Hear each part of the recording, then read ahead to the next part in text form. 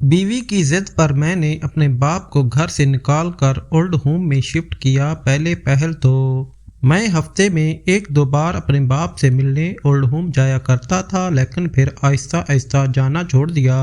میرا بیٹا اس وقت 2 سال کا تھا جب میں نے اپنے باپ کو اولڈ ہوم میں شفٹ کیا تھا۔ 20 سال بعد میرے بیٹے نے مشہور یونیورسٹی میں ٹاپ کیا اور گولڈ میڈل حاصل کرنے میں کامیاب ہوا۔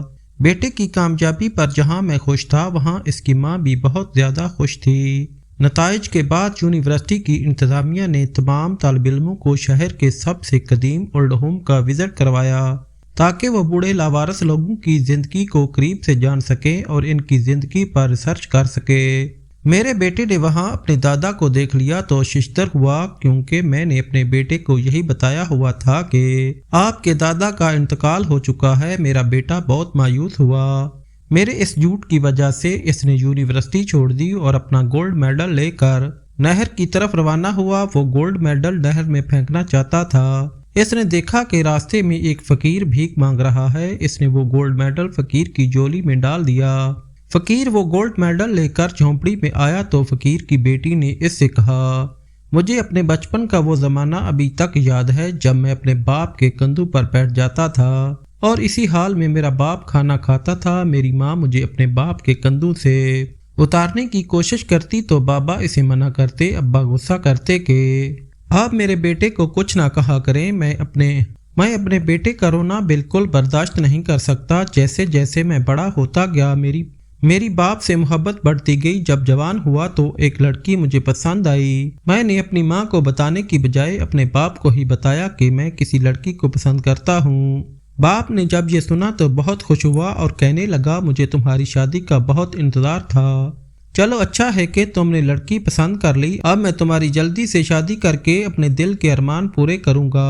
ابا نے میری شادی کرنے میں زیادہ دیر نہ کی۔ فوراً اقصیٰ سے میری منگنی ہوئی اور اگلے مہینے میری شادی کی تاریخ طے ہوئی۔ شادی کے دن مجھے پتا چلا کہ ابا کی دوستی کا دائرہ کتنا وسیع ہے۔ حالانکہ ابا کوئی مالدار شخصیت نہیں تھے، لیکن اکثر ابا یہی کہتے تھے کہ سب سے بڑی دولت اچھے اور مخلص دوست ہیں، اور ابا کے کافی دوستوں نے میری شادی میں شرکت کی تھی اور وہ میری شادی میں ایسے خوش تھے جیسے کہ اپنے سگے بیٹے کی شادی میں خوش ہوں۔ میں تو اس بات پر حیران ہوں کہ میری شادی میں وہ انتظامیہ بنے ہوئے تھے، حالانکہ وہ مہمان بن کر آئے تھے، لیکن مہمانوں کی طرح بہیو نہیں کر رہے تھے۔ ابا کی وجہ سے وہ میزبان بنے ہوئے تھے۔ پہلے تو میری شادی میں خوب ناچا گایا، پھر اس کے بعد انتظامی امور سنبھالنے لگے۔ میرا باپ دل کا بہت اچھا تھا، لہٰذا اس نے ولیمے میں غریب اور مسکین لوگوں کو دعوت دی۔ اس کے علاوہ ایسے لوگ جو کسی وجہ سے شادی میں شریک نہ ہو سکے، ابا نے ان کے گھر کھانا بھی پہنچایا۔ ان کے کئی دوستوں نے ابا پر حیرانگی کا اظہار کیا اور کہا کہ ایسا کون کرتا ہے، لیکن یہ میرا ابا ہی تھا جو ایسا کر سکتے تھے۔ مجھے پتہ ہی نہ چلا کہ کب میرے دل سے ابا اتر گئے، یا پھر شاید مجھ سے کوئی گناہ سرزد ہوا تھا جس کی وجہ سے میرا دل ابا کے معاملے میں سخت ہو گیا۔ یہ میری بیوی اقصیٰ کی خواہش تھی، جس نے کہا تھا کہ بچے بڑے ہو رہے ہیں، ابا کی وجہ سے پڑھائی نہیں کر سکتے۔ سب سے زیادہ فکر ہمیں اپنے بچے عرفان کی وجہ سے تھی، جو ہماری پہلی اولاد تھا۔ پڑھائی میں بہت ذہین تھا اور اتنا بڑا بھی نہیں تھا کہ ہم اسے اپنے دور کسی ہاسٹل میں شفٹ کر سکتے۔ بس ساری رات ابا جان کھانستے تھے، جس کی وجہ سے ہماری نیند تو خراب ہوتی تھی، لیکن بچوں کی پڑھائی کا بھی مسئلہ بنتا تھا۔ میرے دل میں بس ہلکا سا خیال آیا تھا کہ کاش ابا الگ گھر میں ہوتے، لیکن ہمارے پاس تو کوئی الگ گھر نہیں تھا۔ ایک دن میری بیوی اقصیٰ نے مجھ سے کہا کہ دیکھیے، ابا کو اولڈ ہوم شفٹ کرنا پڑے گا۔ میں جانتی ہوں یہ فیصلہ آپ کے لیے اتنا آسان نہیں، لیکن یہ ہماری مجبوری ہے۔ ہمیں اپنے بچوں کے مستقبل کے بارے میں سوچنا پڑے گا۔ ابا کے ہوتے ہوئے یہ گھر میں پڑھائی نہیں کر سکتے۔ آج کل بڑے کمپٹیشن کا دور ہے، اور اگر بچوں کی بنیاد مضبوط نہیں ہوگی تو وہ تعلیمی میدان میں آگے نہیں بڑھ سکتے۔ میں نے اپنی بیوی کو تسلی دی کہ اس سلسلے میں ابا سے بات کروں گا، لیکن سچ تو یہ تھا کہ ابا کے سامنے میں اس طرح بات نہیں کر سکتا تھا۔ میرے لیے یہ معاملہ آسان نہیں تھا۔ کئی دنوں تک میں کوشش کرتا رہا کہ ابا سے کیسے بات کروں کہ آپ کو اولڈ ہوم میں شفٹ کرنا چاہتا ہوں، لیکن میری ہمت نہیں ہو رہی تھی۔ جب 2 ہفتے تک میں نے ابا سے بات نہ کی تو میری بیوی نے ایک دن مجھ سے کہا کہ اب اگر آپ اپنے باپ سے بات نہیں کر سکتے تو میں خود بات کرتی ہوں۔ میں نے بیوی کو منع کیا۔ میں نے بیوی سے وعدہ کیا کہ آج شام ابا سے اس سلسلے میں ضرور بات کروں گا۔ میں بہت پریشان تھا اور بات کرنے کے لیے الفاظ ڈھونڈ رہا تھا۔ کیسے ابا سے بات کروں، کس طرح ان کی نظروں میں نظریں ملا کر کہوں کہ آپ کو اس گھر سے جانا پڑے گا۔ خیر عشاء کی نماز کے بعد ابا جان اپنے کمرے میں تھے۔ جبکہ میں ان کے دروازے پر دستک دینے آیا تھا، ابا نے مجھے اندر آنے کو کہا۔ میں کمرے میں داخل ہوا۔ ابا جان نے مجھے اپنے سامنے والی کرسی پر بٹھایا اور کہنے لگے، بیٹا خیریت تو ہے؟ آج بڑے عرصے بعد میرے کمرے میں آ رہے ہو، سچ پوچھو تو مجھے خوشی ہوئی ہے، لیکن میں حیران ہوں کہ تم آئے کیسے؟ میں نے ابا سے کہا، آپ سے ایک ضروری بات کرنی ہے ابا جان۔ ابا جان نے مجھ سے کہا، بیٹا کہو کیا بات ہے؟ میں نے کہا، ابا آپ تو جانتے ہیں کہ یہاں سے ہاسپٹل کافی دور ہے، آپ کی طبیعت اکثر خراب رہتی ہے اور رات کے وقت ہمیں ہاسپٹل جانا پڑتا ہے۔ زیادہ دور ہونے کی وجہ سے ہم پریشان ہوتے ہیں۔ میری تو یہ خواہش ہے کہ ہاسپٹل کے ساتھ ایک اولڈ ہوم ہے جہاں آپ کو شفٹ کیا جائے تاکہ آپ کو کسی قسم کی مشکلات کا سامنا نہ کرنا پڑے۔ یہ وہ الفاظ تھے جن کو میں چننے کا منصوبہ بنا رہا تھا تاکہ ابا سے اس طرح بات کروں، مگر ابا میرے دل کا حال سمجھ چکے تھے اور میری مجبوری بھی۔ وہ میرے چہرے سے اس بات کا اندازہ لگا چکے تھے کہ میں یہ باتیں دل سے نہیں کر رہا، لیکن اپنی بیوی کی ضد کی وجہ سے ایسا کہہ رہا ہوں۔ ابا نے مسکرا کر کہا، بیٹا سیدھی طرح کیوں نہیں کہتے کہ میرے گھر سے نکل جائیں؟ میں نے کہا، ابا میری اتنی ہمت کہاں، میں ایسی گستاخی نہیں کر سکتا۔ آپ کے معاملے میں آپ سوچ بھی کیسے سکتے ہیں، لیکن بس آپ کے بھلے کے لیے میں یہ سب کہہ رہا ہوں۔ پھر وہاں میرے بہت اچھے ڈاکٹر دوست ہیں جو آپ کا بہت خیال رکھیں گے۔ ابا نے مسکرا کر میری طرف دیکھا اور کہا، کوئی اور بات ہے تو بتاؤ بیٹا، میں تیرے لیے ہر کام کر سکتا ہوں، تمہاری کسی بات کو نہیں ٹال سکتا۔ میں ابا کا سارا سامان اولڈ ہوم میں شفٹ کر چکا تھا۔ آج شام ابا کو گھر سے جانا تھا۔ میں ابا کو لینے کے لیے آیا تو میں نے دیکھا کہ وہ عرفان سے لپٹ کر رو رہے ہیں۔ عرفان ابھی چھوٹا تھا، بار بار کہہ رہا تھا، دادا جان آپ کہاں جا رہے ہیں؟ اور عرفان کو یہی کہہ رہے تھے کہ بیٹا پریشان مت ہو، میں واپس آ جاؤں گا، میں ڈاکٹر کے پاس جا رہا ہوں۔ جس دن ابا گھر سے گئے تھے اس دن عرفان بہت رویا تھا۔ ہم گھر میں ایک ایسا پرسکون ماحول چاہتے تھے جس کی وجہ سے اس کی پڑھائی ڈسٹرب نہ ہو سکے۔ پہلے تو میں ابا سے ملنے ہفتے میں 1-2 بار ضرور جاتا تھا اور کبھی کبھار عرفان کو بھی اپنے ساتھ لے جاتا تھا۔ حالانکہ عرفان اس بات کی ضد کرتا تھا کہ وہ ہر دوسرے دن دادا جان کے پاس جانا چاہتا ہے، لیکن ہم اسے دادا سے ملوانے نہیں لے جاتے تھے۔ لیکن پھر وقت گزرنے کے ساتھ ساتھ میں نے اولڈ ہوم میں جانا چھوڑ دیا، کیونکہ میں اپنی بیوی بچوں کے لیے کافی پیسہ کمانا چاہتا تھا اور میرے پاس ٹائم نہیں تھا۔ عرفان شروع میں ضد کرتا تھا تو اس کی ضد کو دیکھتے ہوئے بیوی نے مجھے مشورہ دیا اور بیوی کے مشورے پر میں نے عمل بھی کیا۔ پھر ایک دن عرفان سے کہا کہ دادا جان کا ہسپتال میں انتقال ہو چکا ہے، وہ کئی دنوں سے ہسپتال میں ایڈمٹ تھے اور اب وہ اللہ میاں کے پاس چلے گئے ہیں۔ میں عرفان کو ایک قبرستان میں لے گیا اور اسے ایک قبر دکھائی اور کہا کہ یہ تمہارے دادا جی کی قبر ہے۔ وہ چھوٹا تھا، ان باتوں کو نہیں سمجھتا تھا، اپنے دادا کی قبر پر بیٹھ کر رونے لگا۔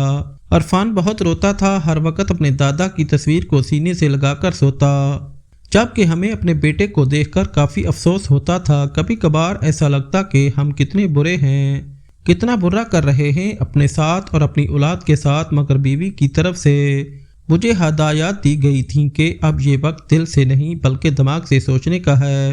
عرفان کا ایک اچھی اور مہنگی یونیورسٹی میں ایڈمیشن ہوا اور اس تعلیمی ادارے میں عرفان ہر سیمسٹر میں ٹاپ کر رہا تھا۔ وہ بہت محنت کر رہا تھا، جبکہ اس کے کمرے میں ہر وقت دادا کی تصویر لگی رہتی تھی۔ ہماری بہت کوشش تھی کہ کسی طرح یہ دادا کو بھول جائے، لیکن وہ اپنے دل سے دادا کو نہ نکال پایا اور ہمیں اس بات کا خدشہ تھا کہ اگر کبھی اسے دادا نظر آ گئے یا اسے اس بات کا پتہ چل گیا کہ اس کا دادا ابھی بھی زندہ ہے تو وہ ہمیں کبھی معاف نہیں کرے گا۔ کبھی کبھی تو میرے دل میں یہ خیال آتا تھا کہ عرفان کو سچ بتا دوں کہ میں نے اس سے جھوٹ بولا تھا، تمہارا دادا زندہ ہے، اولڈ ہوم میں موجود ہے، مگر پھر یہی ڈر تھا کہ بیٹا ہم سے خفا ہو جائے گا، ہمیں چھوڑ کر چلا جائے گا، کیونکہ ہم نے اس سے اتنی بڑی بات چھپائی تھی۔ میں جب بھی عرفان کو اس بارے میں بتانے کی کوشش کرتا تو میری بیوی میرے آگے آ جاتی اور مجھ سے بار بار یہی کہتی کہ خدارا ایسی غلطی مت کرنا ورنہ ہم اپنا بیٹا کھو دیں گے۔ سیکنڈ لاسٹ سیمسٹر میں ہمارے بیٹے نے یونیورسٹی میں اور کلاس میں ٹاپ کیا تو انتظامیہ کی طرف سے اسے گولڈ میڈل دینے کا اعلان کیا گیا۔ ادارے میں ایک تقریب ہوئی جن میں طالب علموں کے والدین نے بھی حصہ لیا، کیونکہ ان کو دعوت دی گئی تھی۔ میں عرفان کے ساتھ اس کی ماں کو لے کر یونیورسٹی پہنچا، جہاں باقی طالب علموں کے والدین بھی آئے ہوئے تھے۔ اتنی بڑی تعداد میں سے صرف ہمارے بیٹے نے پہلی پوزیشن حاصل کی تھی۔ اس بات پر ہمیں اپنے بیٹے پر فخر محسوس ہو رہا تھا۔ طالب علموں کی بہت بڑی تعداد ایک ایک کر کے ہمارے پاس آ رہے تھے اور ہمیں مبارکباد پیش کر رہے تھے۔ میں نے یونیورسٹی میں نوٹ کیا کہ ایک لڑکی بار بار عرفان سے باتیں کرتی ہے، اس کے قریب آنے کی کوشش کرتی ہے، لیکن بہرحال کسی طرح یہ عرفان ہم سے بات چھپانا چاہتا تھا اور اس لڑکی کو منع کرتا تھا۔ میں اپنے بیٹے کی آنکھیں پڑھ چکا تھا، میں جان چکا تھا کہ عرفان اسے پسند کرتا ہے، مگر میں نے اس بات کا ذکر عرفان سے اس وقت نہ کیا۔ وہ لڑکی بھی ہمیں ملنے آئی تھی، عرفان کی وجہ سے اس نے ہمیں مبارکباد پیش کی تھی، لیکن اس وقت عرفان اس کے ساتھ بالکل نہیں تھا۔ شاید وہ یہ بات ہم سے چھپانا چاہتا تھا، مگر ہمیں اس بات کا علم ہو چکا تھا۔ تقسیم انعامات ہوئی اور پھر اس بات پر ہمیں فخر ہوا کہ میں نے اپنے ہاتھوں سے اپنے بیٹے کو گولڈ میڈل پہنایا۔ میں نے اپنے ہاتھوں سے بیٹے کو مبارکباد اور پھولوں کا گلدستہ پیش کیا، اور پھر مجھے میرے اندر بے چینی محسوس ہو رہی تھی۔ میں جلدی سے گھر جانا چاہتا تھا تاکہ عرفان سے اس لڑکی کے بارے میں بات کروں۔ میں نے اپنی بیوی اقصیٰ سے اس بات کا ذکر کیا تو اس نے کہا آج ہم اپنے بیٹے سے ضرور بات کریں گے۔ گھر جاتے ہی میں نے عرفان سے کہا کہ وہ لڑکی کون ہے جو بار بار تمہارے قریب آ رہی تھی؟ پہلے تو عرفان نے یہ بات ہم سے چھپانے کی کوشش کی اور ہمیں کچھ نہ بتایا، لیکن پھر مسکرا کر کہنے لگا کہ اس لڑکی کا نام پروین ہے، میں اسے پسند کرتا ہوں۔ ہمارا ارادہ تھا کہ جیسے ہی ہماری تعلیم مکمل ہوگی تو پروین کے بارے میں آپ لوگوں سے بات کروں گا، لیکن آپ لوگوں نے ہمیں پہلے ہی پکڑ لیا۔ تقریب کے دوران میری کوشش تھی کہ پروین کو اپنے سے دور کرنے کی کوشش کروں تاکہ آپ لوگوں کو اس بات کا شک تک نہ ہو کہ ہمارا کوئی چکر چل رہا ہے۔ میں نے مسکرا کر کہا بیٹا میں تمہارا باپ ہوں، اس بات کا تجربہ رکھتا ہوں۔ میرا ارادہ تھا کہ 6 ماہ بعد جیسے ہی عرفان کی تعلیم مکمل ہو گئی تب اس کی شادی کر دوں گا، مگر اس موقع پر میرا دل دکھی بھی ہوا۔ مجھے وہ بچپن کا زمانہ یاد آیا جب میری شادی پر میرا باپ بہت خوش تھا۔ ابا کے بہت سارے دوستوں نے میری شادی میں شرکت کی تھی۔ اولڈ ہوم کی مینیجر نے ہمیں بتایا تھا کہ ابا کے دوست اب بھی اس سے ملنے آتے ہیں، وہ ضد کرتے ہیں کہ ہمارے ساتھ چلو، ہمارے گھر میں رہو، ہمارے ساتھ، مگر ابا ان کے ساتھ بالکل نہیں جاتے تھے۔ اس وجہ سے اس کے کئی دوست ابا سے ناراض بھی ہو گئے تھے اور ابا سے اس بات کا گلہ کر رہے تھے کہ ہماری اتنی گہری دوستی کا کیا فائدہ کہ ہمارے ہوتے ہوئے تم ایک اولڈ ہوم میں رہو، وہ بھی اکیلے۔ تمہارا وہ نالائق بیٹا جس کی شادی پر تم کتنے خوش تھے، تمہاری خوشی کا کوئی ٹھکانہ نہیں تھا۔ اس بیٹے نے محض اپنی بیوی کی وجہ سے تمہیں گھر میں نہ رہنے دیا۔ حالانکہ حیرت کی بات تو یہ تھی کہ ہمارا یہ گھر جن میں ہم رہ رہے تھے یہ ابا کے نام پر تھا، اور ابا نے کبھی بھی اس بات کا طعنہ ہمیں نہیں دیا تھا کہ جس گھر سے مجھے نکال رہے ہو یہ میرا اپنا گھر ہے۔ یونیورسٹی کی انتظامیہ نے اپنے طالب علموں کو شہر سے باہر ایک پرانے کھنڈر جو کہ ایک تاریخی مقام تھا وہاں لے جانے کا فیصلہ کیا، لیکن پھر حالات خراب ہونے کی وجہ سے شہر کے اندر ہی طالب علموں کو ایک اولڈ ہوم کا وزٹ کروایا گیا۔ جب عرفان نے مجھے بتایا کہ کل ہم شہر کے سب سے قدیم اور بڑے اولڈ ہوم کا وزٹ کر رہے ہیں، میں یہ سن کر پریشان ہو گیا۔ اپنے بیٹے سے پوچھنے لگا کہ یونیورسٹی کی انتظامیہ آپ لوگوں کو اولڈ ہوم کا وزٹ کیوں کروانا چاہتی ہے، جس پر عرفان نے مجھے بتایا کہ ابا جان وہاں بوڑھے لاوارث لوگ رہتے ہیں، ایسے لوگ جن کا کوئی اپنا نہیں۔ ہمیں یونیورسٹی کی طرف سے یہ ٹاسک دیا گیا ہے کہ ہم ان سے بات کریں، ان کی زندگی کو قریب سے جاننے کی کوشش کریں، وہ کن حالات میں رہتے ہیں، ان کے اپنے جو انہیں چھوڑ کر گئے ہیں ان کے بارے میں ان کے کیا خیالات ہیں، کیا ان سے اب بھی وہ محبت کرتے ہیں یا نفرت۔ یہ سن کر میرا دل بہت گھبرایا۔ مجھے اس بات کا خوف تھا کہ کہیں انتظامیہ انہیں اس اولڈ ہوم میں نہ لے جائے جہاں ان کے دادا رہتے ہیں، اور پھر جس بات کا خدشہ تھا وہی ہوا۔ یونیورسٹی کی طرف سے انہیں اسی اولڈ ہوم کا وزٹ کروایا گیا جہاں عرفان کا دادا تھا۔ اب میں کسی صورت عرفان کو منع بھی نہیں کر سکتا تھا کہ وہاں مت جاؤ، کیونکہ اگر میں منع کرتا تو عرفان مجھ سے ضرور پوچھتا کہ ابا جان آپ مجھے کیوں منع کر رہے ہیں۔ بس میں دل ہی دل میں یہ دعا کر رہا تھا کہ کسی طرح وہ اپنے دادا کو پہچان نہ لے۔ کافی سارے اسٹوڈنٹ اولڈ ہوم میں داخل ہوئے، وہ اپنے ساتھ کھانے پینے کی چیزیں اور کافی تحفے تحائف لے کر گئے تھے۔ یہ تحفے ان بزرگ لوگوں کے لیے تھے، ان میں کپڑے اور چادریں بھی شامل تھی۔ وہ لاوارث بزرگ بچوں کے سروں پر شفقت بھرے ہاتھ پھیر رہے تھے، جبکہ ایک بزرگ مسلسل عرفان کی طرف دیکھ رہا تھا۔ اس نے عرفان کو اپنی طرف بلایا، پھر اس کے سر کا بوسہ لیا اور پھر اس کا نام پوچھا۔ جب عرفان نے اپنا نام بتایا تو اس نے عرفان کو اپنے سینے سے لگایا۔ کافی عرصہ ہو چکا تھا۔ عرفان نے اپنے بچپن میں ہی دادا کو دیکھا تھا لیکن اسے پہچان نہ پایا، مگر وہ حیران تھا کہ یہ بوڑھا شخص اسے دیکھ کر اتنا رو کیوں رہا ہے۔ اس کے موبائل میں اس کے دادا کی تصویر محفوظ تھی۔ اس نے وہ تصویر بڑے غور سے دیکھی تو اسے اس بات کا یقین ہو گیا کہ یہ میرے دادا ہی ہیں۔ پھر جا کر اس بزرگ سے اس کا نام پوچھا تو اس نے اپنا نام خدا بخش بتایا، جس پر اس بات کی تصدیق ہو چکی تھی کہ ابا نے مجھ سے جھوٹ بولا تھا۔ میرا دادا زندہ ہے، جبکہ ابا مجھے قبرستان میں کسی دوسرے کی قبر پر لے گئے اور کہا کہ یہ تمہارے دادا کی قبر ہے۔ اتنا بڑا جھوٹ عرفان اس پر برداشت نہ کر پایا۔ وہ گھر آیا، اس کا چہرہ اداس تھا، وہ کسی سے بات نہیں کر رہا تھا۔ ماں نے اس سے کہا، بیٹا میں کھانا لے کر آتی ہوں، تو اس نے کہا مجھے بھوک نہیں۔ وہ چپ چاپ اپنے کمرے میں چلا گیا، اندر سے لاک لگا کر سو گیا۔ میرا دل بہت گھبرا رہا تھا۔ میں نے اپنی بیوی سے کہا کہ وہی ہوا جس کا ہمیں ڈر تھا۔ مجھے اس بات کا یقین ہے کہ عرفان کو اس بات کا پتہ چل چکا ہے اور ہمارا جھوٹ بھی پکڑا گیا، جو آج سے کئی سال پہلے ہم نے اپنے بیٹے سے بولا تھا۔ وہ کئی گھنٹے تک سوتا رہا، پھر نیند سے بیدار ہوا تو بیگ اٹھا کر گھر سے جانے لگا۔ میں نے کہا، بیٹا کہاں جا رہے ہو؟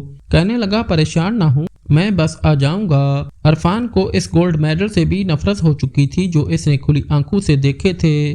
وہ اپنا گولڈ میڈل نہر میں پھینکنا چاہتا تھا جس کی طرف وہ روانہ ہوا۔ راستے میں ایک فقیر جھولی پھیلا کر بیٹھا تھا۔ اس نے اپنا گولڈ میڈل فقیر کی جھولی میں ڈال دیا۔ فقیر نے سوچا کہ یہ کوئی قیمتی چیز ہے جو نوجوان مجھے دے کر گیا ہے۔ فقیر اپنی جھونپڑی میں داخل ہوا تو اس نے اپنی بیٹی سے کہا کہ بیٹی ذرا چیک کرو یہ کیا ہے۔ بیٹی نے دیکھا تو کہا، یہ کوئی قیمتی دھات معلوم ہوتی ہے، اگر یہ سونے کی ہے تو ہم کئی دنوں تک بھیک نہیں مانگے کہ ہمارا بیٹا اس رات گھر نہیں آیا تھا۔ ہم بہت پریشان ہوئے، وہ رات ہم نے جاگ کر گزاری۔ صبح ہوئی تو ہمیں اس بات کا بالکل یقین تھا کہ وہ اپنے دادا کے پاس گیا ہوگا۔ میں صبح ہی اولڈ ہوم پہنچا تو پتا چلا کہ عرفان اپنے دادا کو لے کر وہاں سے روانہ ہو چکا ہے۔ نہ اولڈ ہوم کے مینیجر کو اس بات کا علم تھا، نہ ہی مجھے اس بات کا اندازہ تھا کہ عرفان اسے لے کر آخر کہاں گیا، مگر یہ ہمارے لیے شرم کی بات تھی اور اس پر میں اولڈ ہوم کے مینیجر سے خفا ہوا کہ میں اس کا بیٹا ہوں، اس کا وارث ہوں، میری اجازت کے بغیر آپ نے میرے والد کو اس کے ساتھ کیسے بھیجا؟ اس پر مینیجر صاحب نے مجھے ایسا جواب دیا کہ میں شرم سے پانی ہو گیا۔ وہ کہنے لگا، ناصر صاحب آپ بھی عجیب باتیں کرتے ہیں، میری اس اولڈ ہوم پر گہری نظر ہے، میں جانتا ہوں کہ کون یہاں کس سے ملنے آتا ہے۔ پچھلے کئی سال سے آپ اپنے والد کو ملنے نہ آئے اور اب اچانک آپ کہہ رہے ہیں کہ آپ اس کے وارث ہیں۔ مینیجر کی اس بات کا میرے پاس کوئی جواب نہیں تھا۔ میں واپس گھر آیا اور پھر کوشش کرنے لگا کہ اپنے بیٹے کو کسی طرح تلاش کر لوں۔ یونیورسٹی کی طرف سے ہمیں بار بار یہ کالز موصول ہو رہی تھیں کہ عرفان کلاس اٹینڈ نہیں کر رہا، اگر وہ مسلسل کلاس سے آؤٹ رہا تو نام خارج کر دیا جائے گا۔ ہمارے بیٹے کو گھر سے گئے ہوئے 1 مہینہ گزر چکا تھا۔ یہ 30 دن ہم پر 30 سال بن کر گزرے۔ ایک دن میں بازار سے گزرا تو میری نظر عرفان پر پڑی۔ میں نے جیسے ہی اسے دیکھا تو اس نے وہاں سے بھاگنا شروع کر دیا۔ میں پیچھے بھاگ رہا تھا، اسے آوازیں دے رہا تھا کہ بیٹا مجھے معاف کر دو، جو غلطی مجھ سے ہوئی ہے تم وہ غلطی مت کرو۔ میں تو اپنے باپ کا بہت برا بیٹا ثابت ہوا، لیکن تم تو اپنے باپ کے اچھے بیٹے ہو۔ نہ چاہتے ہوئے بھی وہ رک گیا اور پھر وہ مجھے ایک کرائے کے مکان میں لے گیا جہاں وہ اپنے دادا کے ساتھ رہتا تھا۔ وہ اپنے دادا کی خدمت کر رہا تھا۔ میں نے اپنے بیٹے اور باپ دونوں سے معافی مانگی اور کہا، میں آپ دونوں کا مجرم ہوں، ہو سکے تو مجھے معاف کر دینا۔ بیٹا کسی صورت مجھے معاف نہیں کر رہا تھا، جبکہ باپ نے مجھے فوراً معاف کر دیا۔ دادا نے اپنے پوتے سے کہا کہ میرے بیٹے کو معاف کر دو، میں نہیں چاہتا کہ میری وجہ سے اس کی دنیا اور آخرت برباد ہو جائے۔ یہ تھا میرا باپ، کتنا پیار مجھ سے کرتا تھا کہ زندگی کے آخری ایام میں بھی اسے میرا ہی احساس تھا، اور میں کتنا بد نصیب تھا کہ اتنے بڑے محسن کو میں نے اپنے سے دور رکھا، وہ بھی اپنی بیوی کے کہنے پر۔ ابا نے مجھے معاف کر دیا، لیکن میں شاید اپنے آپ کو کیسے معاف کر سکتا ہوں جو اتنے سال میں اپنے شفیق باپ سے محروم رہا، اس کی خدمت سے محروم رہا۔ بس اب ہر وقت ابا سے معافی مانگتا ہوں اور ہر نماز کے بعد اپنے اللہ سے گڑ گڑا کر اپنے گناہوں کی معافی کا طلبگار رہتا ہوں اور آپ لوگوں سے التجا کرتا ہوں کہ باپ کا سایہ اللہ تعالیٰ کی بہت بڑی رحمت ہے، کبھی بھی اس رحمت کو اپنے آپ سے دور مت کیجیے گا۔ ناظرین، آپ کو آج کی یہ ہماری کہانی کیسی لگی؟ کمنٹ باکس میں اپنی قیمتی رائے کا اظہار ضرور کیجیے گا۔ ویڈیو پسند آئے تو ویڈیو کو لائک اور دوسروں کے ساتھ شیئر ضرور کریں۔ مزید اس طرح کی سبق آموز کہانیاں اور واقعات سننے کے لیے ہمارے چینل کو سبسکرائب کریں۔ شکریہ۔